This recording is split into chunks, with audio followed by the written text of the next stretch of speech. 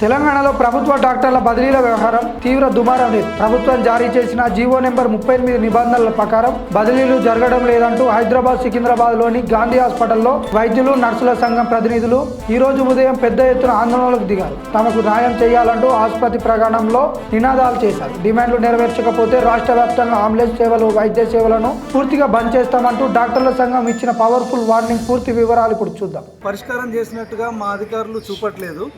Online పేరిట మమ్మల్ని అందరినీ ఏ నరక కూపాల్లోకి దోలాలని అనుకుంటున్నారు అనేది అది మా అధికారులకి, ఉన్నతాధికారులకే తెలుస్తుంది అని చెప్పని మేము అనుకుంటున్నాం. మాకు అగమ్య గోచరంగా ఉంది మా పరిస్థితి.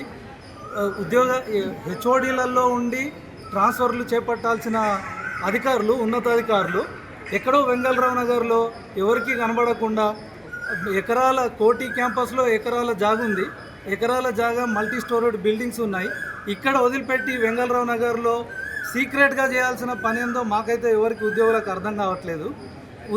ఉద్యోగ సంఘాలను అన్నింటినీ కూడా ముందు పిలిచి వాళ్ళ ఒపీనియన్స్ని డెమోక్రాటిక్గా తీసుకోవాలి. ఏదో నామమాత్రంగా కొన్ని సంఘాలకు పిలిచి కొన్ని సంఘాలకి పిలవకుండా కండిషన్స్ మీద అడుగుతున్నా ఇవ్వట్లేదు. మమ్మల్ని ఏమో 40% దాటి బదిలీలు చేస్తున్నారు. 40% దాటి బదిలీలు చేయకూడదని జీవో స్పష్టంగా చెప్తుంది.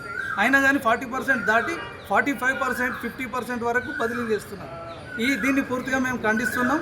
మేము ఇంకొకటి, గాంధీ లాంటి, ఉస్మానియా లాంటి ఉన్నతమైన హాస్పిటల్స్లో సేవలు, ఇక్కడ రక్త పరీక్షలు కావచ్చు, ఏవైనా లక్షలలో ఉంటాయి.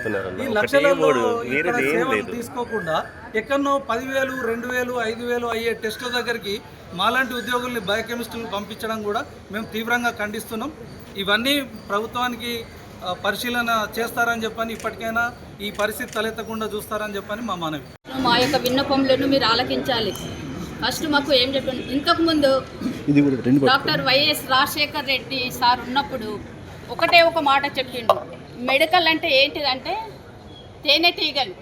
ఆ తేనెటీగలను ఎప్పుడు ఒక రాయేస్తే అది మొత్తం చెదిరిపోతుంది. కాబట్టి మెడికల్ అనే వాళ్ళను అసలు కదిలియొద్దు. ఎందుకంటే ఇది ప్రాణాలను కాపాడేది. ప్రజలు ఏమనుకుంటారంటే దేవుడైనాక డాక్టర్సే దేవుళ్ళు అని అనుకుంటారు. కాబట్టి డాక్టర్స్ని కానీ ఎవరినైనా సరే మెడికల్ను కదిలియద్దు. 24 ట్రాన్స్ఫర్ అయ్యి వచ్చినాం.